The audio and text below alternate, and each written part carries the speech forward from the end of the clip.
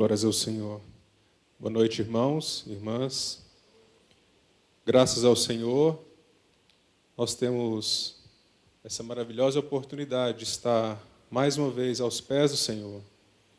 E o desejo do nosso coração, como o nosso irmão que abriu a reunião já falou, desejo é que o Senhor uma vez mais fale a nós, que Ele possa, Ele mesmo, abrir a sua palavra, possa o Espírito Santo ser o nosso mestre e nos expor a sua própria palavra. Quero convidar os irmãos para abrir as nossas Bíblias no Evangelho de Lucas, capítulo 21. Vamos ler 3 versículos, versículo 34, 35 e 36. Lucas, capítulo 21, versículos 34 a 36.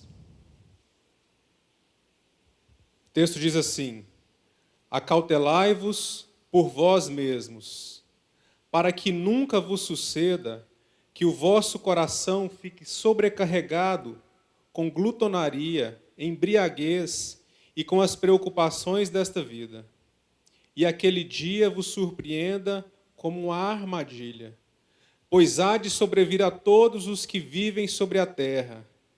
Vigiai, pois, a todo tempo, orando para que possais escapar de todas essas coisas que têm de suceder e estar em pé na presença do Filho do Homem. Vamos ter uma palavra de oração. Querido Senhor, nós nos colocamos diante de Ti. Que precioso é para nós saber que nós podemos reunir como Teu povo. Que alegria no nosso coração, Senhor, em poder retornar às reuniões presenciais e ver os nossos irmãos face a face. Obrigado também, Senhor, porque podemos reunir diante da Tua própria presença. Senhor, então há um misto de temor e de alegria nos nossos corações, porque nós estamos diante do Rei dos Reis, do Senhor dos Senhores. Nós estamos perante a face daquele que morreu e se entregou por nós. Por isso, nós pedimos o Teu doce Espírito Santo, que venha nos conduzir, que venha nos ajudar, como nós necessitamos de Ti, Senhor. Vence as nossas limitações, como nós necessitamos de ver o Senhor de uma forma mais ampla, mais adequada. Como nós precisamos, ó Pai, retornar aos fundamentos da nossa vida cristã. Nos ajuda, Pai, principalmente a ver e a amar o Senhor corretamente. Por isso nós pedimos a Ti, Senhor, unge os nossos ouvidos e fala a nós, em nome de Jesus. Amém. Irmãos, a intenção nossa hoje é que o Espírito Santo abra esses textos para nós. São poucos versículos, né? São 3 versículos, relativamente pequenos. E antes de nós começarmos a ver esses versículos de forma mais minuciosa, eu gostaria de fazer pelo menos um panorama geral, um pouco dos evangelhos, um pouco do Evangelho de Lucas, para que nós tenhamos então uma ideia de onde esse texto aqui está inserido, né? Nós não podemos esquecer, irmãos, que a palavra do Senhor, por mais que ela seja divinamente inspirada, soprada pelo Espírito Santo de Deus, o Senhor, pela sua infinita misericórdia e pela sua infinita sabedoria, Ele permitiu que algumas impressões daqueles irmãos preciosos que foram usados para escrever a palavra do Senhor, aproximadamente 40 escritores, o Senhor permitiu que algumas impressões desses irmãos ficassem. E, irmãos, eu creio que nós temos noção disso. Um homem, quando ele escreve qualquer texto, não é difícil, se você conhece os escritos daquela pessoa, não é difícil você identificar pela escrita quem escreveu aquele texto. Porque, de uma forma inconsciente, nós acabamos colocando algumas impressões pessoais. Aquilo que nos chama mais atenção, às vezes, sem perceber, nós destacamos mais. E nos evangelhos nós vemos isso de uma forma muito linda e muito perfeita. Quando nós olhamos os 4 evangelhos, nós temos um quadro muito belo. Porque Mateus, ele mostra o Senhor e ele enfatiza os aspectos de Jesus como rei. Porque os irmãos entendem que, originalmente, Mateus escreveu para aquela comunidade judaica dos irmãos que haviam se convertido. Então, como eles aguardavam o Messias, aquele que viria da linhagem do rei Davi, então, de uma forma, se assim nós podemos dizer, natural, o Senhor permite que aquelas impressões são colocadas. Mas nós precisamos entender também que o Senhor usa até essas impressões, pela sua infinita sabedoria, para destacar aquilo que Ele quer. Então nós vemos isso. No livro de Marcos, alguns irmãos entendem que ele foi escrito para a igreja que estava ali em Roma. Então, Marcos, ele destaca alguns aspectos a respeito de Jesus como servo de Deus. Então ele coloca muitas ações do nosso Senhor. O Evangelho de João nós sabemos que foi escrito, alguns irmãos dizem que originalmente foi escrito para a igreja de Éfeso. Mas ele é um evangelho que está fora dos sinópticos e ele foi escrito, então, para a igreja do Senhor. Então, qual é a ênfase de João ali? O nosso Senhor Jesus como Filho de Deus. Então ele vai destacar alguns aspectos relacionados à divindade do nosso Senhor Jesus. E o Evangelho de Lucas, nós sabemos que Lucas era médico, e muito provavelmente ele foi o único grego que escreveu o Novo Testamento, alguns livros do Novo Testamento. Nós sabemos que ele escreveu o seu Evangelho e o livro de Atos também. E ele era também um dos cooperadores de Paulo. Então, qual o aspecto que Lucas destaca mais no seu evangelho? A humanidade do nosso Senhor. E eu gostaria de chamar os irmãos para nós abrirmos aqui no primeiro capítulo do Evangelho de Lucas, porque nós vamos ver também que Lucas,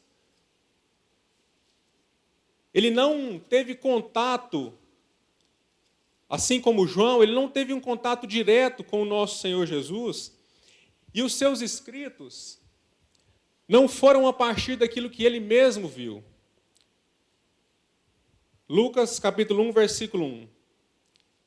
Tendo, pois, muitos empreendido pôr em ordem a narração dos fatos que entre nós se cumpriram, segundo nos transmitiram os mesmos que os presenciaram, em algumas versões está assim, por testemunhas oculares, desde o princípio, e foram ministros da palavra, pareceu-me também a mim conveniente descrevê-los a ti, ó excelentíssimo Teófilo, por sua ordem, havendo-me já informado minuciosamente de tudo desde o princípio, para que conheças a certeza das coisas que já estás informado. Então, Lucas, ele fez uma grande pesquisa.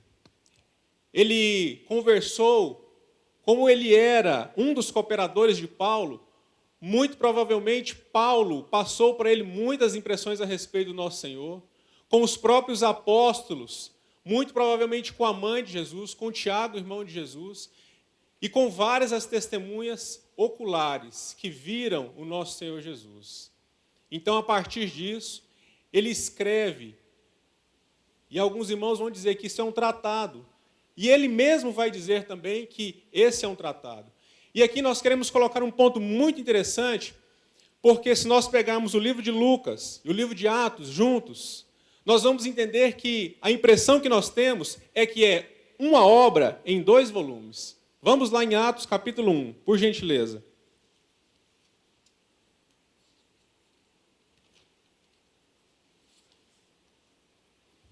Veja o que Lucas diz. Fiz o primeiro tratado, ó Teófilo. Veja que ele está escrevendo para a mesma pessoa. Não há base bíblica, e nem mesmo na história, para dizer com certeza quem era esse Teófilo. Há cogitações que ele era um homem nobre, né? Mas o nome dele é muito significativo para nós, porque ele vem de 2 vocábulos muito interessantes. Tel, que é Deus, e philos, que é amor fraternal. Então, Teófilo é aquele que ama a Deus. Isso é impressionante para nós, irmãos, porque por mais que nós não saibamos quem de fato era esse homem, nós vemos que tanto o Evangelho como o livro de Atos foram escritos para aqueles que amam a Deus, para esses teófilos que estão aqui. Que precioso é isso para nós, irmãos. Então ele diz, fiz o primeiro tratado, ó Teófilo, acerca de tudo que Jesus começou. Essa palavra também é muito interessante, nós vamos voltar nela daqui a pouco. Fiz o primeiro tratado, ó Teófilo, acerca de tudo que Jesus começou, não só a fazer, mas a ensinar, até ao dia em que foi recebido em cima, depois de ter dado mandamentos pelo Espírito Santo, aos apóstolos que escolhera, aos quais também, depois de ter padecido, se apresentou vivo, com muitas e infalíveis provas, sendo visto por eles por espaço de 40 dias, e falando das coisas concernentes ao reino de Deus. E estando com eles, determinou-lhes que não se ausentassem de Jerusalém, mas que esperassem a promessa do Pai, que disse ele que de mim ouvistes. Então veja, irmãos, o próprio Lucas, então, aqui ele vai dizer para esse mesmo Teófilo, falou, olha, aquele primeiro tratado, e que tratado é esse que ele está se referindo? Ao seu Evangelho. Então, quando nós olhamos em paralelo o Evangelho de Lucas e essa carta, esse livro dos Atos dos Apóstolos, nós vemos então um quadro muito bonito, irmãos. Por quê? Lembra o que o próprio Lucas colocou? Ele falou assim, olha, eu escrevi o primeiro tratado, eu escrevi o Evangelho, para quê? Para mostrar, para revelar aquilo que Jesus começou. Irmãos, que palavra interessante. Sabe por quê, irmãos? Se nós olharmos do ponto de vista da expiação, a obra do nosso Senhor Jesus foi completa. Ele mesmo diz, está consumado. Na cruz ele disse isso. Mas, irmãos, quando nós olhamos para a vida do nosso Senhor, para a expressão da realidade da vida interior de Cristo, irmãos, nós temos que entender que a obra do nosso Senhor Jesus, ela não acabou. Lucas é muito claro, eu escrevi o Evangelho para mostrar aquilo que Jesus começou a fazer e a ensinar. Vamos ver o que o próprio Senhor Jesus diz a respeito disso. Abram, por favor, Evangelho de João, capítulo 14, versículo 12.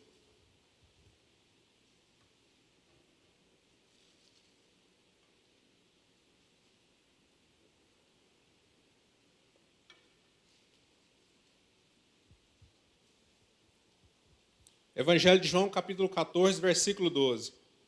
O Senhor Jesus disse, em verdade vos digo, que aquele que crê em mim fará também as obras que eu faço, e outras maiores fará, porque eu vou para o Pai.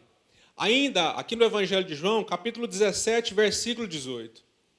João 17, 18.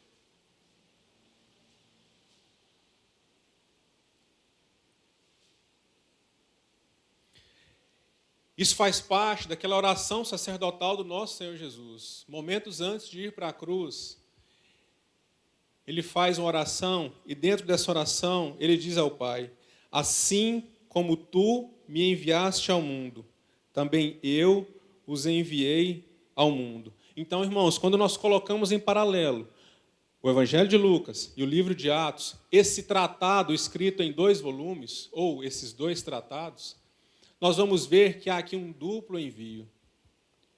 O próprio Senhor Jesus disse, falou assim, olha, eu vou para o Pai, e aqueles que creem em mim, eles farão as obras que eu faço.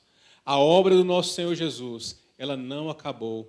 Ele, quanto à expiação, ele cumpriu a sua obra. Ele cumpriu toda a justiça de Deus. Aquele que não conheceu o pecado, Deus o fez pecado por nós, para que ele fosse feito nossa justiça. E então, ele cumpre a sua obra, e ele penetra os próprios céus, como é escrito ali em Hebreus, e ele entra ali não com sangue de touros, não com sangue de animais. O escritor aos Hebreus vai dizer que ele entra naquele tabernáculo eterno com o seu próprio sangue.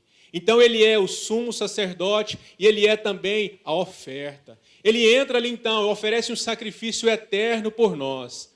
E então, por causa da sua obra que foi completa, o Espírito Santo então pôde ser derramado na igreja. Então ele vai para o Pai, mas o Pai cumpre essa promessa e ele derrama o seu Espírito ali no Pentecostes. Para quê? Para que então a obra do nosso Senhor Jesus fosse completa. E não é isso que trata o livro de Atos, irmãos.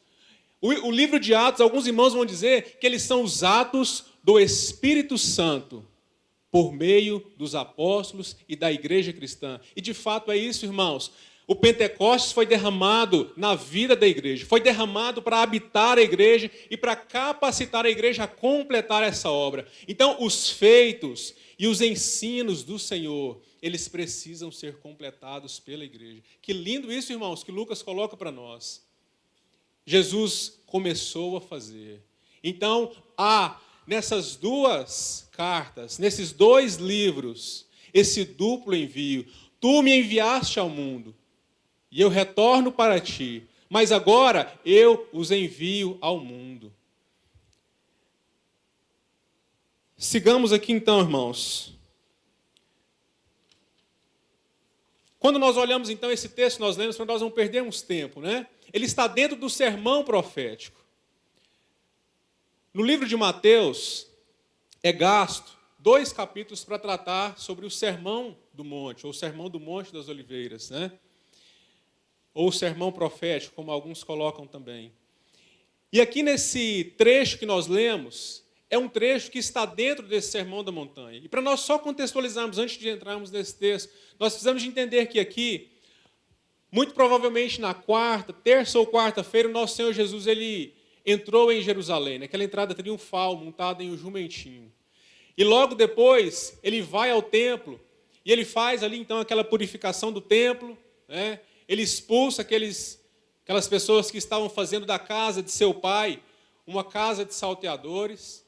E depois chega para eles saduceus, fariseus, os religiosos daquela época. Então o Senhor Jesus, depois de um tempo, estou apenas resumindo, o Senhor Jesus ele vai proferir palavras de duro juízo para aquelas pessoas. Ele vai dizer para aquelas pessoas que eles estavam fazendo as obras, fazendo, entre aspas, boas obras, somente para ser vistos pelos homens. O Senhor Jesus vai chamar eles de sepulcros caiados. Um sepulcro, um local de morte, um local onde o interior é morte, um túmulo, mas por fora está bonito, está pintado com cal. Por isso ele fala sepulcro caiado. A aparência exterior da religiosidade judaica, principalmente figurado ali pelos fariseus, saduceus, foi algo que Jesus combateu de forma veemente. Então ele proferiu, nós vamos ver isso nos capítulos 23 de Mateus, nós vamos ver também um pouco aqui no início do capítulo, no final do capítulo 20 aqui de Lucas. Então depois ele profere uma palavra também a Jerusalém. E aqui o Senhor traz um juízo para Jerusalém. Nós vamos ver isso na parte final do capítulo 23 de Mateus. Ele vai falar, Jerusalém, Jerusalém, quantas vezes eu quis juntar vocês como a galinha junta os seus pintinhos. Aí ele fala, mas agora essa casa vos ficará deserta. Irmãos, o nosso Senhor, Ele é um Deus de amor. Ele traz o seu juízo, Ele trouxe o seu juízo para aquela nação. Mas, irmãos, veja como que Ele traz esse juízo. Quantas vezes eu quis ajuntar vocês como uma galinha junta os seus pintinhos, mas vocês não quiseram. Ele traz um juízo, irmãos, mas ele traz um juízo com muito amor, com muito pesar no seu coração, porque aquelas pessoas não quiseram ouvir. E quando então ele está saindo do templo, no Evangelho de Mateus, é dito que os discípulos, quando ele estava saindo do templo, não há essa ênfase ali, mas diz ali que eles só chamaram Jesus e falaram assim, Senhor, vamos abrir, por favor, Mateus capítulo 24, só para a gente contextualizar melhor.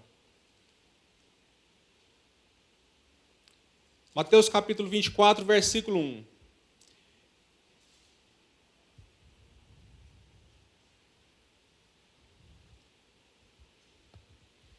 Tendo Jesus saído do templo, ia se retirando, quando se aproximaram dele os seus discípulos para lhes mostrar as construções do templo. Aqui, irmãos, o Mateus não vai colocar uma ênfase que Marcos e Lucas vai colocar. Se a gente abrir, por favor, abram em Marcos capítulo 13, versículo 1, e depois vamos ler também Lucas 21, 5.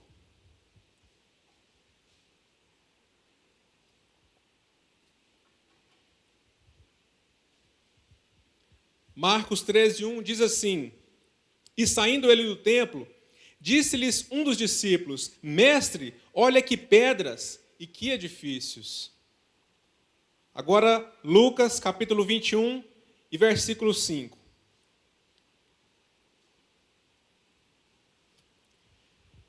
E dizendo a alguns a respeito do templo, que estava ornado, embelezado, de formosas pedras e dádivas, disse.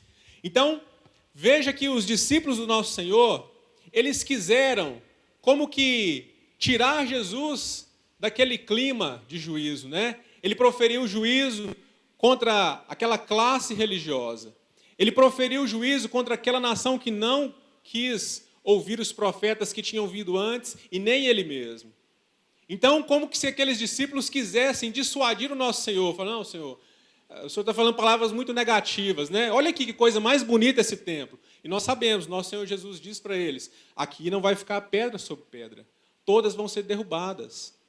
Então eles fazem 3 perguntas, como nós já vimos, nós não vamos entrar nisso novamente, e o Sermão da Montanha, então, é para responder essas 3 perguntas. E essas 3 perguntas, aqui nesse Sermão do Monte das Oliveiras, como nós já vimos também por várias vezes, ele vai tratar sobre, principalmente, as últimas coisas para 3 grupos diferentes, para os judeus, para a igreja e para o mundo, que é chamado de nações. E essa parte, especificamente, que nós lemos do Evangelho de Lucas, capítulo 21, versículos 34 a 36, é uma parte, se nós olharmos o capítulo 21, o capítulo 29, o versículo 29 é onde vai iniciar essa parte, onde o Senhor Jesus vai tratar sobre essas coisas relacionadas ao tempo do fim, especificamente em relação à igreja. Então, nesse texto, nós chegamos agora no texto que nós lemos, ele está, para nós nos situarmos melhor, ele está dentro desse sermão profético, e ele está dentro daquilo que Jesus vai narrar para nós que vai acontecer, ou que já está acontecendo nesse tempo do fim. Porque nós cremos, irmãos, aqueles que têm percepção do tempo do Senhor, aqueles que têm discernimento espiritual, sensibilidade, são unânimes em dizer, nós já estamos no tempo do fim. O nosso Senhor Jesus já está às portas. Então,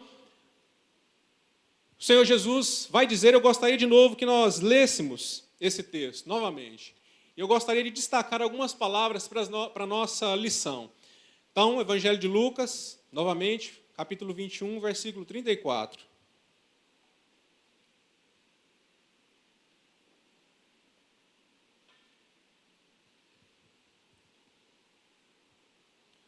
Vamos ler, por enquanto, só o versículo 34. Vamos ler com bastante calma.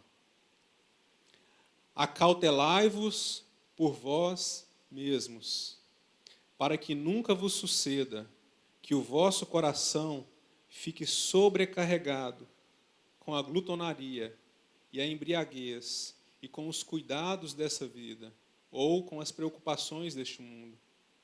E para que aquele dia vos surpreenda como uma armadilha, ou venha de forma repentina como um laço. Irmãos, toda a Escritura do Senhor, ela não pode ser lida de uma forma descuidada, mas quando nós nos deparamos com textos que são palavras ditas pelo nosso próprio Senhor Jesus, nós precisamos ter uma atenção redobrada, quadriplicada, porque as suas palavras são de uma profundidade insondável. Nós não conseguimos chegar à profundidade, ao limite da profundidade das palavras do nosso Senhor. Então, com a ajuda do Espírito,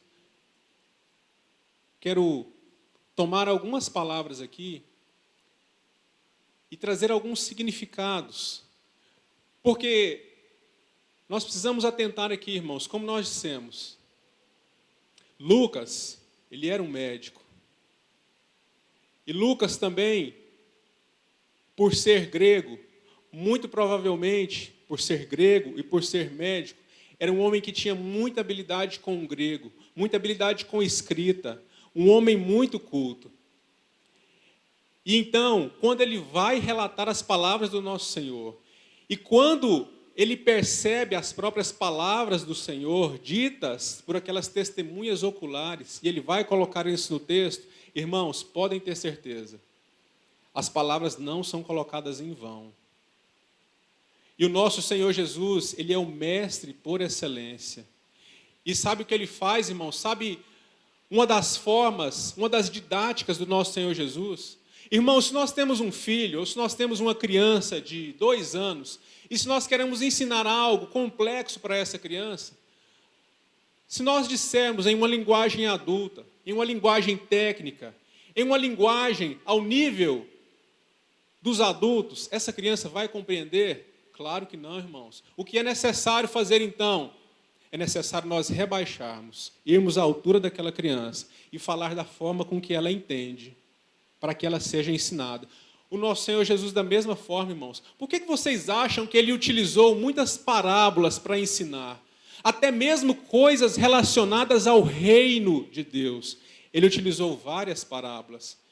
Irmãos, e como que ele coloca? Ele fala assim, olha, saiu um semeador, e uma terra era desse jeito, e uma semente caiu em um lugar. Veja, irmãos, que ele pega coisas simples do dia a dia das pessoas, coisas que as pessoas conheciam, para ensinar verdades profundas e eternas. Mas presta atenção, irmãos, por mais que sejam simples as histórias, as comparações, as parábolas, por mais que nós olhemos e pensemos que sejam simples, irmãos, elas têm uma profundidade insondável. E nós precisamos tirar a sandália dos pés e ir com muito cuidado nesses textos, irmãos.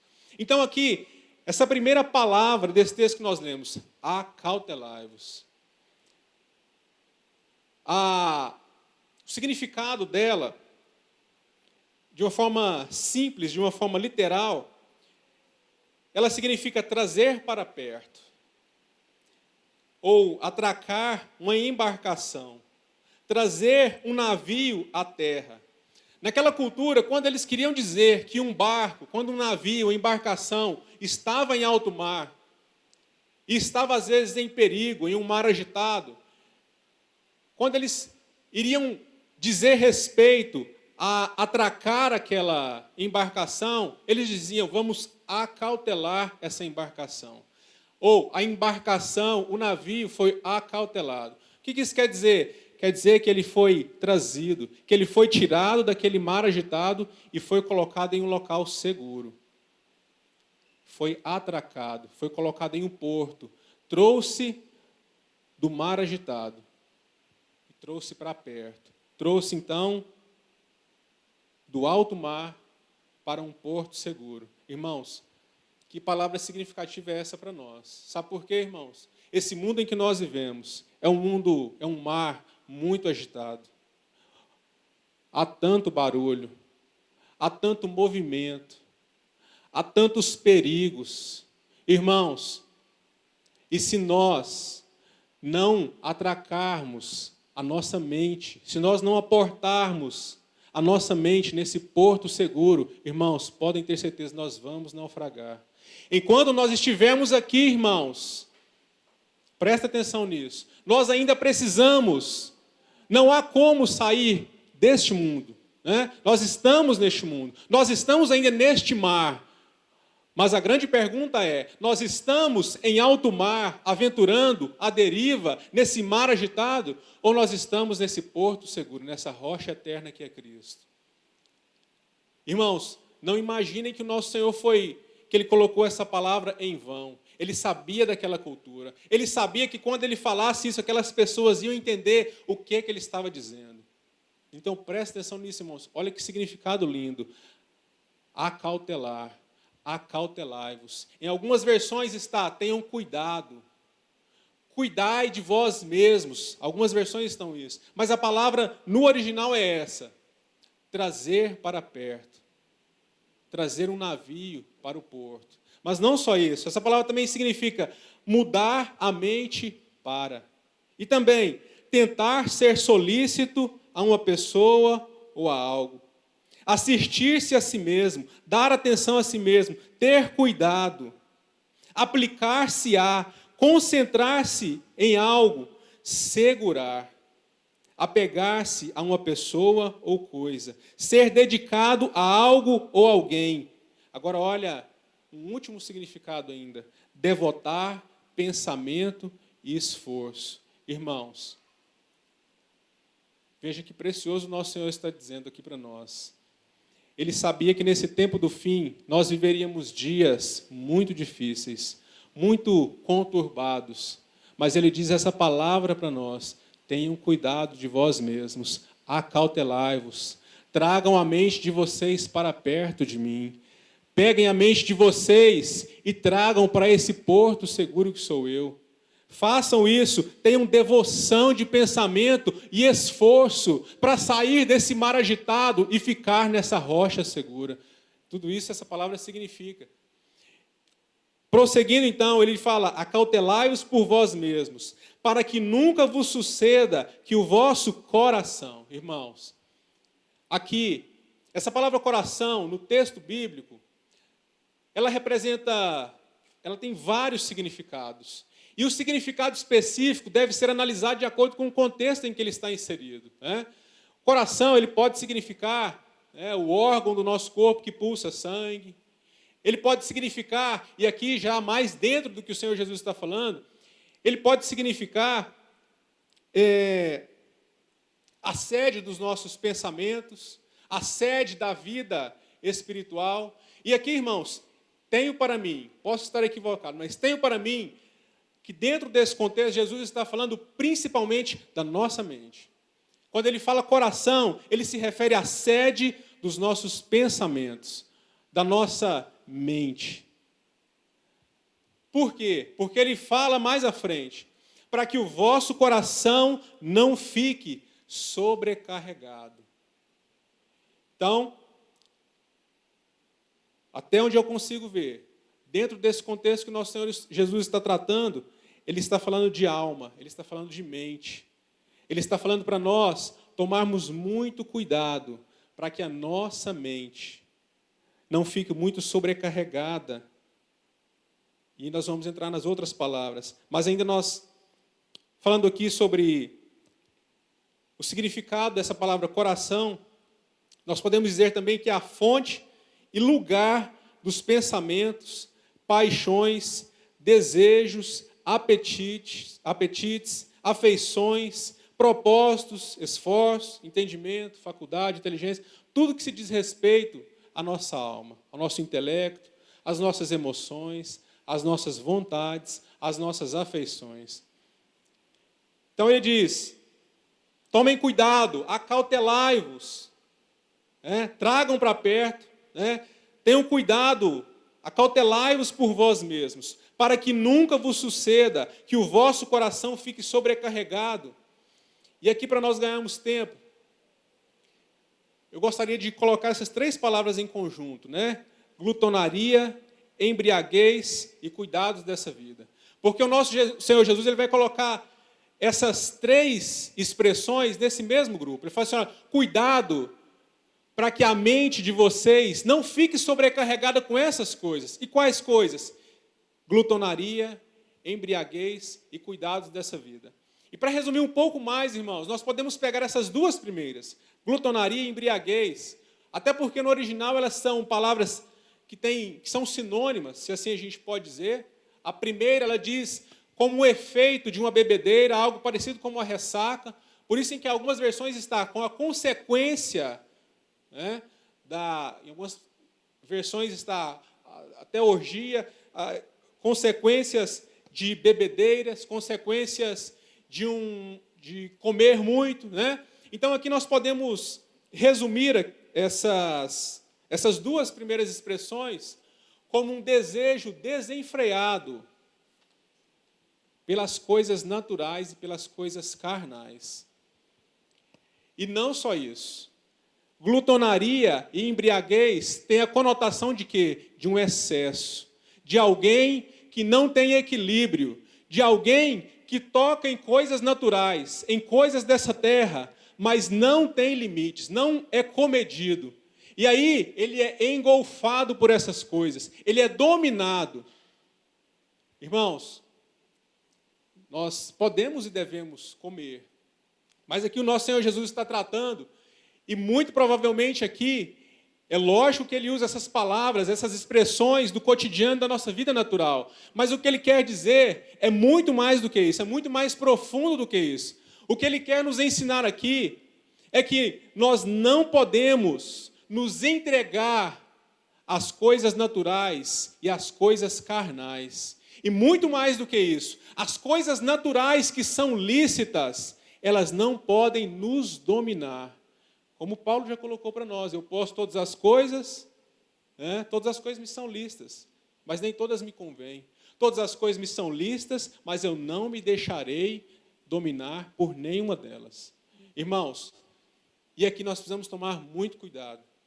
E aí, já para entrar com outra palavra, nós pegamos tudo junto. E ele fala também, tenham cuidado para que o vosso coração, para que a mente de vocês não fique sobrecarregada com glutonaria e embriaguez e também com os cuidados dessa vida. Em algumas versões está preocupações, ansiedades, está preocupações deste mundo.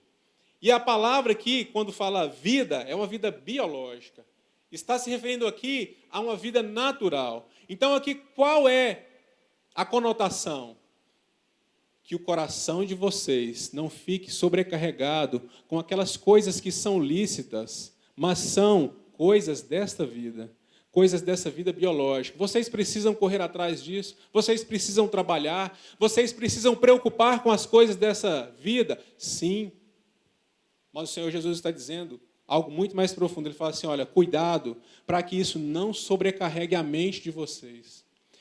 Cuidado para que, então agora resumindo, para que os prazeres deste mundo, glutonaria, a embriaguez, para que as coisas naturais, para que os prazeres deste mundo, para que os cuidados dessa vida, as preocupações, as ansiedades dessa vida, cuidado para que essas coisas não sobrecarreguem a mente de vocês.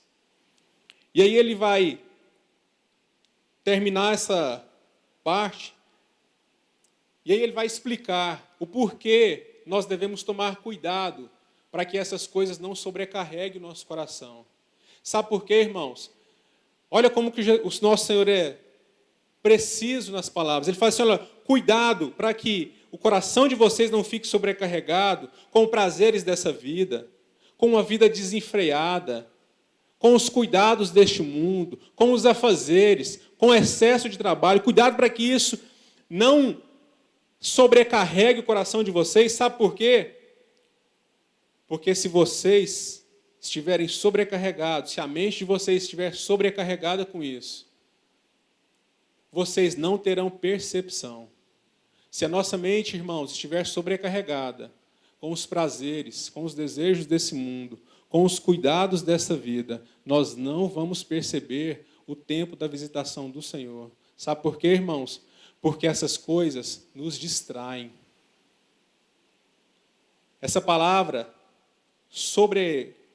sobrecarregado, ela tem um significado muito interessante. Fala assim, algo muito pesado, duro de carregar. Então o Senhor Jesus ele diz para nós. E aí nós poderíamos resumir essas palavras dentro de todo esse significado que o nosso Senhor Jesus coloca para nós. Nós poderíamos dizer assim, tomem cuidado, pois as ansiedades dessa vida e os prazeres deste mundo podem sobrecarregar a mente de vocês a tal ponto que vocês ficarão tão ocupados e tão distraídos que não perceberão os sinais relacionados à minha vinda. E aquele dia, que é para ser um gozo inefável para nós, ele pode ser uma grande e terrível surpresa, que trará destruição e não regozijo. Trará choro e ranger de dentes. Irmãos, por que o nosso Senhor disse isso para nós? Será que isso é em vão, irmãos? Não.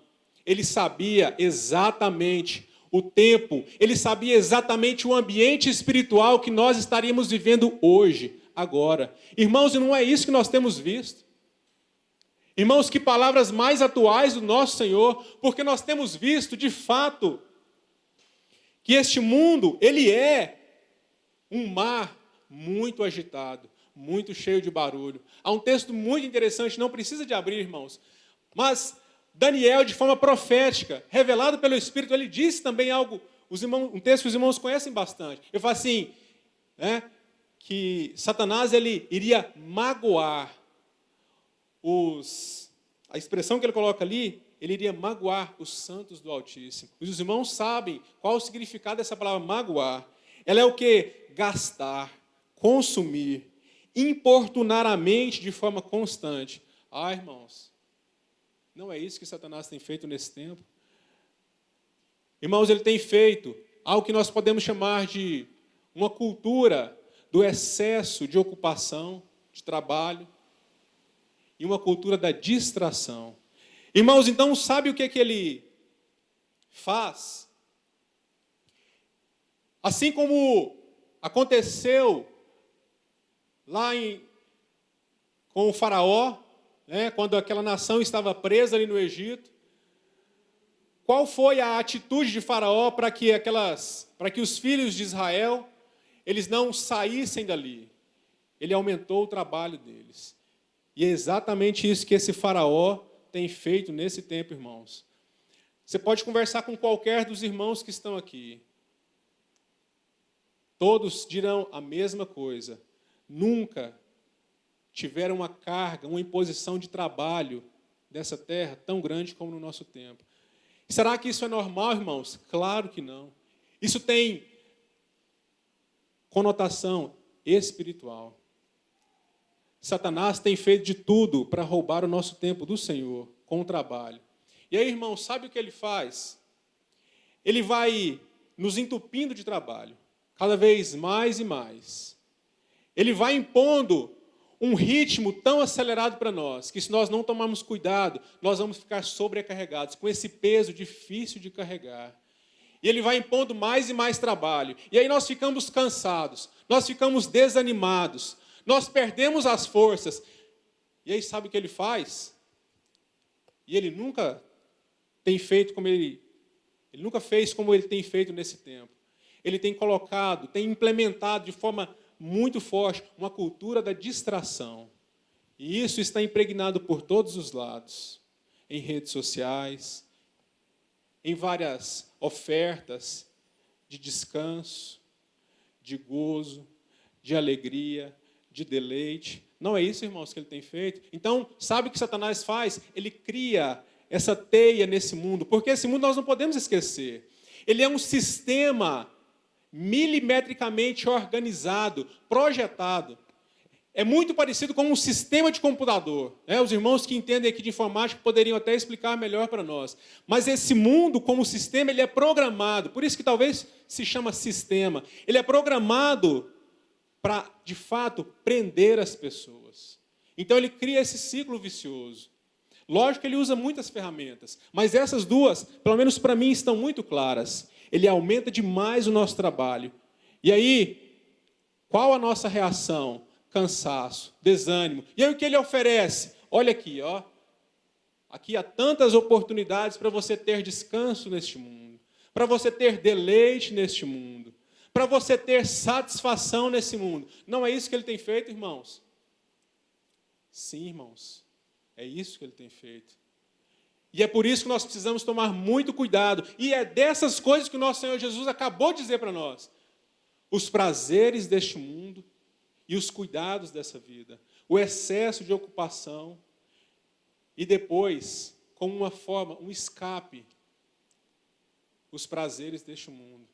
Irmãos, Qual tem sido o nosso escape? Nós andamos muito enfadados com este mundo. É natural.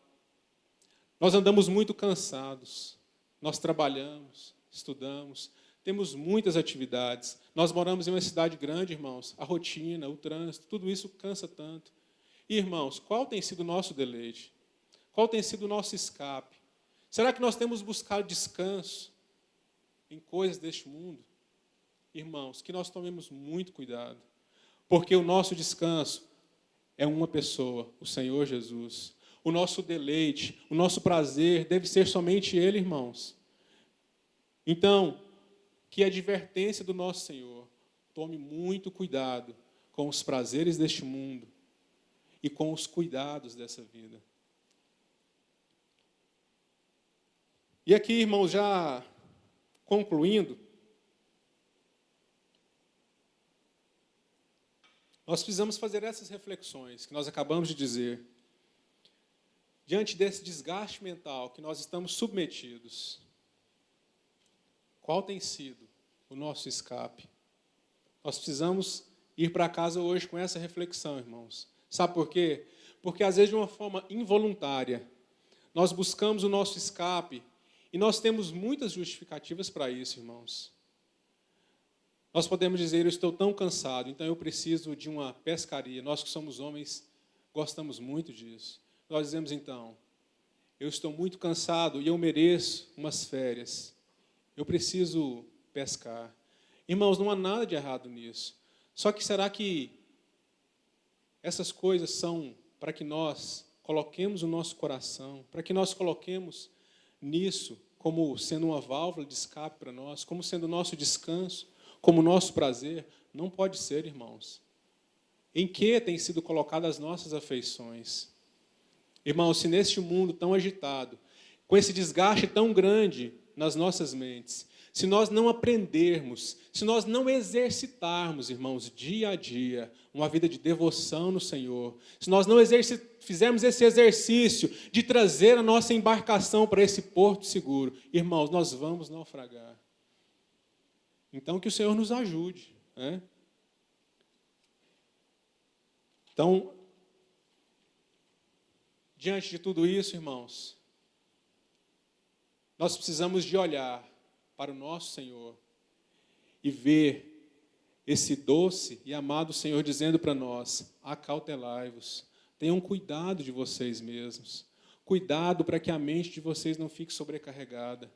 Eu gostaria de abrir um texto com os irmãos, Mateus capítulo 11, versículo 28.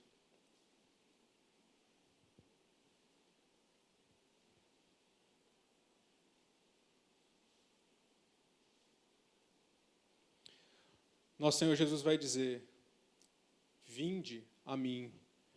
Ó irmãos, nós precisamos ouvir essa voz do Senhor, porque talvez nós temos buscado em tantas coisas, às vezes em pessoas, nosso descanso, nosso desfrute. Agora olha as palavras do nosso Senhor, vinde a mim, todos os que estáis cansados e o que? Sobrecarregados, e eu vos aliviarei. Tomai sobre vós o meu jugo e aprendei de mim, porque sou manso e humilde de coração. E qual será o resultado então, irmãos? E achareis descanso para a vossa alma. Irmãos, essa noite nosso Senhor Jesus nos chama, vinde a mim.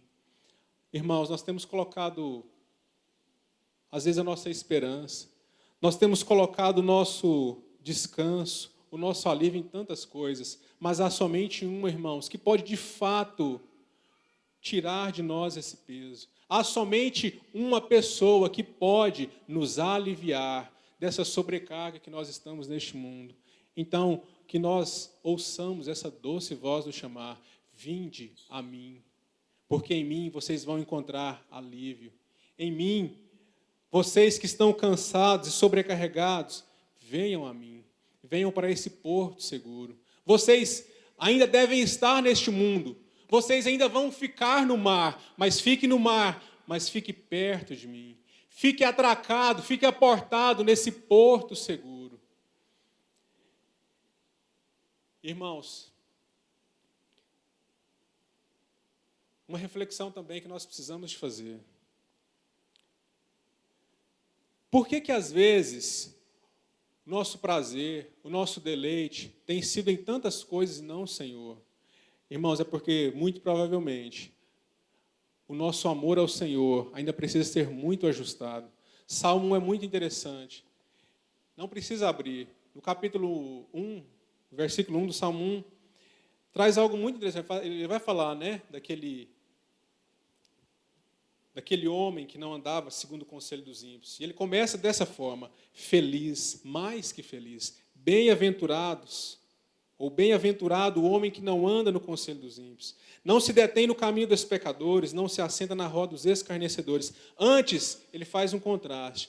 Este homem que não anda segundo o conselho dos ímpios, não detém no caminho dos pecadores, nem se assenta na roda dos escarnecedores, ele não está envolvido neste mundo, sabe por quê? Porque antes o seu prazer está na lei do Senhor, e mais, nela ele medita dia e noite.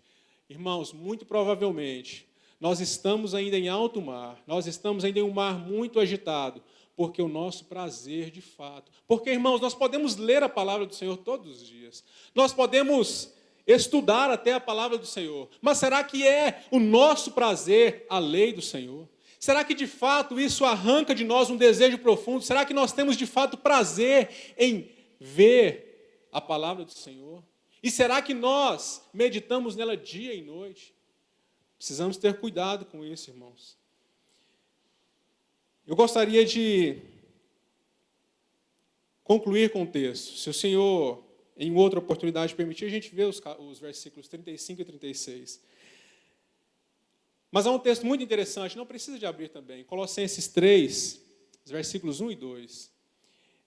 Paulo vai dizer para nós: se vocês já foram ressuscitados com Cristo, buscai as coisas lá do alto. Pensai nas coisas lá do alto. Então, essas duas expressões, busquem, e a palavra ali é procurar a fim de encontrar. É procurar, de fato, com um profundo desejo de descobrir, pela meditação, pelo raciocínio, pela investigação, pela devoção, pela contemplação. Ah, queridos irmãos, como nós precisamos exercitar isso também. Buscar, de fato, as coisas lá do alto, onde Cristo está, e pensar, dirigir a mente para algo, procurar, esforçar por algo.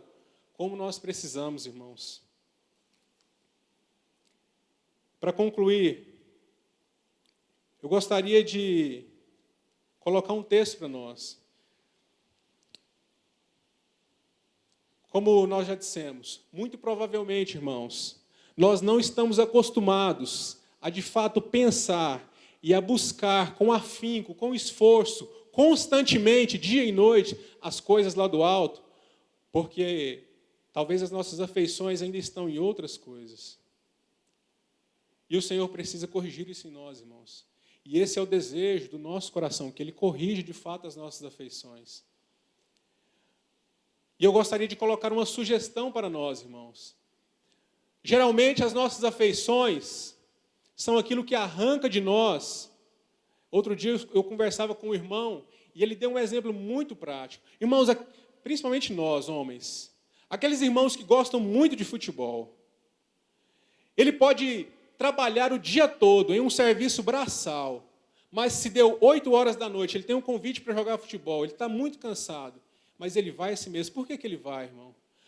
Porque as afeições do coração dele, ele tem prazer naquilo. Então, mesmo cansado, mesmo moído, ele vai. Por quê? Porque ele ama aquilo. Ah, irmãos, isso é uma coisa tão rasteira, tão simples, mas serve para nós refletirmos. Será que de fato nós amamos o Senhor? Será que de fato as nossas afeições são o Senhor? Será que nós olhamos para Ele de uma forma adequada? Então, sabe qual é a sugestão, irmãos? Para que o nosso amor seja corrigido, nós precisamos ver o Senhor de uma forma adequada, irmãos. O avivamento que a igreja busca nesse tempo, o avivamento que nós tanto precisamos para esse tempo do fim, irmãos, está em uma coisa: nós retornarmos para o Senhor Jesus, vê-lo de uma forma adequada. Irmãos, é só uma visão renovada do Senhor Jesus é que pode corrigir as nossas afeições por Ele, porque não é possível, irmãos, que nós vejamos o Senhor de uma forma adequada e nós continuemos os mesmos. Irmãos, João, ele viu o Senhor, ele caiu por terra, rendido. Por quê? Porque a visão clara, a visão adequada do Senhor, ela tira as nossas forças, ela arranca de nós as afeições mais puras e mais santas. Então nós somos movidos por isso e nós vamos a Ele. E então nós somos transformados. Como Paulo coloca, há uma renovação da nossa mente, dia após dia. Então, sabe qual a sugestão para nós, irmãos? Vejamos o Senhor. Vamos para a palavra, para que nós tenhamos. Vamos pedir ao Espírito que traga para nós, que traga para a sua igreja hoje, nesse tempo, uma visão clara do nosso Senhor. Porque só assim o nosso amor será corrigido. As nossas afeições serão corrigidas pelo Senhor. Porque às vezes nós dizemos de boca para fora, Senhor, nós te amamos. Mas às vezes a nossa conduta ela é diferente. Então, que o nosso Senhor nessa noite nos ajude, irmãos. Eu gostaria só de fechar, tem um trecho de um livro do irmão Jonathan Edwards, que chama Afeições Religiosas.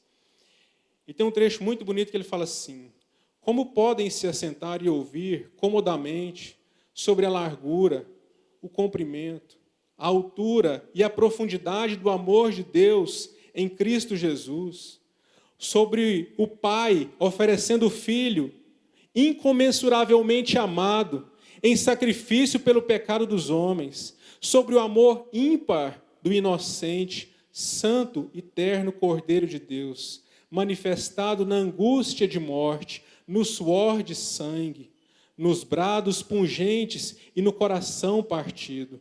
Tudo isso em favor de inimigos, para os redimir da merecida chama eterna e conduzir à alegria e glória inefável e sempiterna. Mas, apesar de tudo isso, quedarem-se frios, torpes, insensíveis e negligentes. Veja que ele começou assim, como podem se assentar e ouvir tudo isso que nós dissemos, e ele ele coloca essa parte dizendo assim, e mesmo assim, quedarem-se frios, torpes, insensíveis e negligentes. Ele faz uma pergunta e ele continua. Onde seria apropriada a manifestação de nossas afeições, se não aqui? O que mais necessita delas? Qual seria a ocasião oportuna para a manifestação viva e vigorosa das afeições, se não em uma circunstância assim? Seria possível apresentar-se à nossa vista algo maior, mais importante, algo mais extraordinário e surpreendente? Algo mais próximo de nosso interesse, talvez, ele coloca. Que o Senhor nos ajude, irmãos, que Ele nos ajude a refletir e que Ele nos ajude a voltar para Ele, para que nós tenhamos uma visão adequada dEle mesmo, para que as nossas afeições sejam corrigidas, para que assim as nossas ações elas estejam em sintonia com aquilo que nós temos dito. Querido Senhor, nós somos tão gratos a Ti. Muito obrigado, Senhor, pela Tua infinita misericórdia sobre as nossas vidas. Ó Senhor, nós ficamos espantados em ver que o Senhor entregou o Seu próprio Filho. Ficamos espantados também, Senhor, que esse Filho, Ele deixou toda a Sua glória. Ele se fez homem, Ele se fez servo, Ele aceitou ser humilhado, Ele aceitou toda a vergonha da cruz, tudo isso por nos amar. Ó Senhor, Ele não olhou para as circunstâncias. Ó Pai querido, nós olhamos para esse Filho e nós contemplamos. Por causa da alegria que lhe estava proposta, Ele não levou em conta todo o desprezo, toda a afronta, toda aquela vergonha da cruz. Ele aceitou ser cuspido. Ele levou socos até mesmo de um servo do sumo sacerdote. Ó Senhor, mas nós nos alegramos, porque esse Deus homem, esse Deus encarnado, Ele obteve vitória em nosso lugar. Ele cumpriu toda a justiça do Pai. Ele derramou todo o seu sangue em favor de muitos. E agora, confiados nessa obra, nós queremos nos achegar a Ti, Senhor. Nós queremos ver esse amado Senhor, esse Cordeiro Santo de Deus, de uma forma equilibrada, de uma forma adequada. Por isso, ó Espírito Santo de Deus, nos ajuda. Pega firme conosco. Nos ajuda a ouvir e a atender essa voz, vinde a mim. Que nós possamos então ir a esse amado Senhor, que nós possamos ir ao encontro desse que se entregou por nós, que nos amou e nos amou até o fim. Glórias a Ti, Senhor. Somos tão gratos. Em nome de Jesus.